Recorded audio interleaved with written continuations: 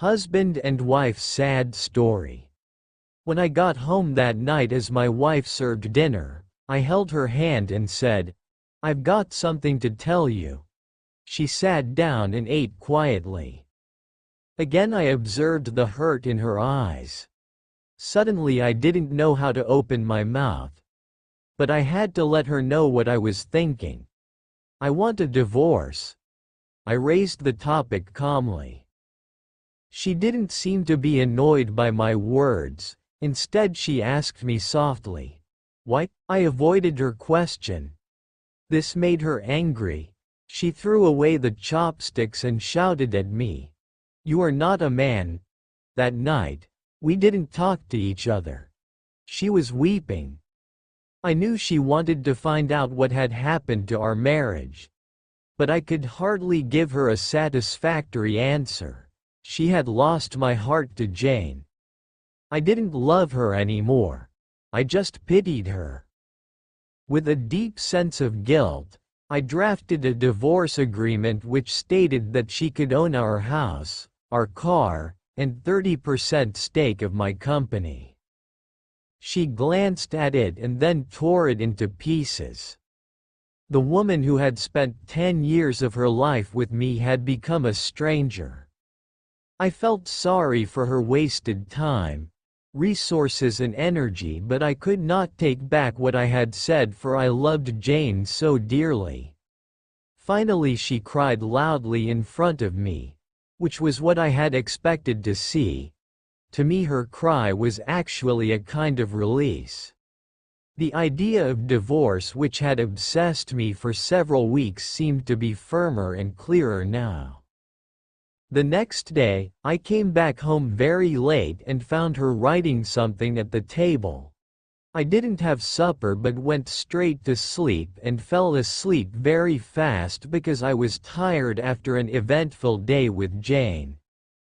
When I woke up, she was still there at the table writing. I just did not care, so I turned over and was asleep again. In the morning she presented her divorce conditions. She didn't want anything from me, but needed a month's notice before the divorce. She requested that in that 1 month, we both try to live as normal a life as possible. Her reason for this conditions were simple. Our son had his exams in a month's time and she didn't want to disrupt him with our broken marriage. This was agreeable to me, but she had something more. She asked me to recall how I had carried her into our bridal room on our wedding day.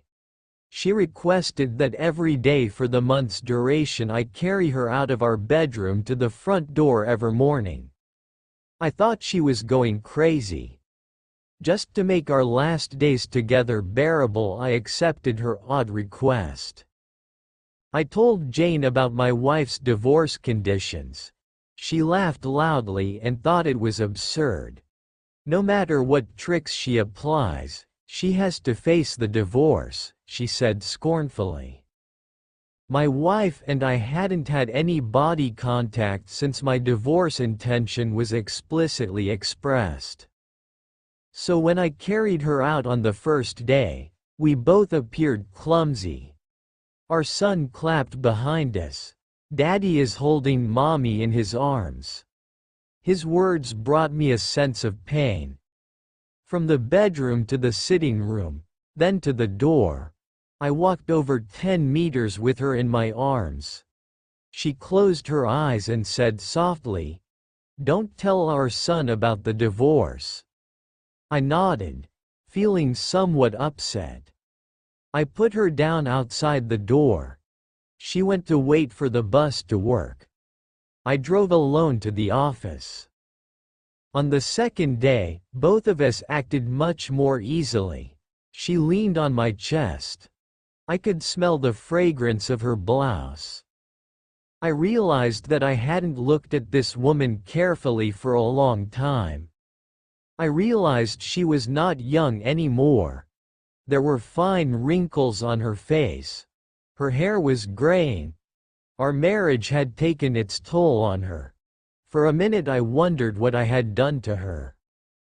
On the fourth day, when I lifted her up, I felt a sense of intimacy returning. This was the woman who had given 10 years of her life to me. On the fifth and sixth day, I realized that our sense of intimacy was growing again. I didn't tell Jane about this. It became easier to carry her as the months slipped by. Perhaps the everyday workout made me stronger. She was choosing what to wear one morning. She tried on quite a few dresses but could not find a suitable one. Then she sighed, "All my dresses have grown bigger." I suddenly realized that she had grown so thin.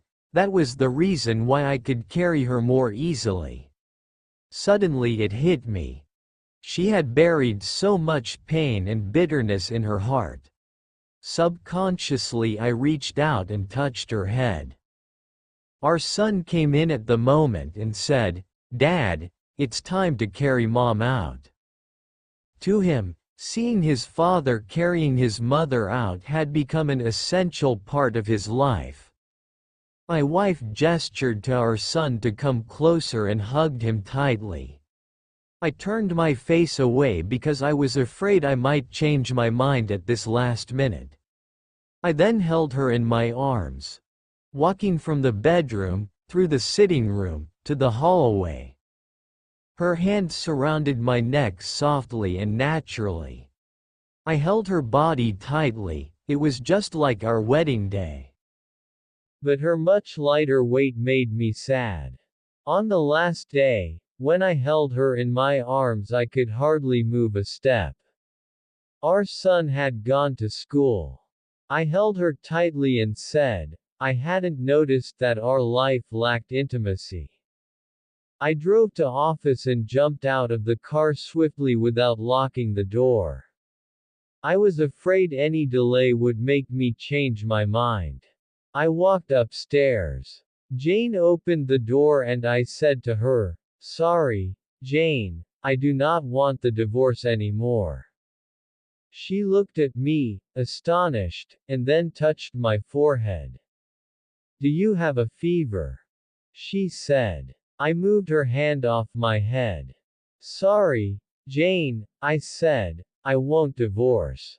My marriage life was boring, probably because she and I didn't value the details of our lives, not because we didn't love each other anymore. Now I realize that since I carried her into my home on our wedding day, I am supposed to hold her until death do us apart." Jane seemed to suddenly wake up.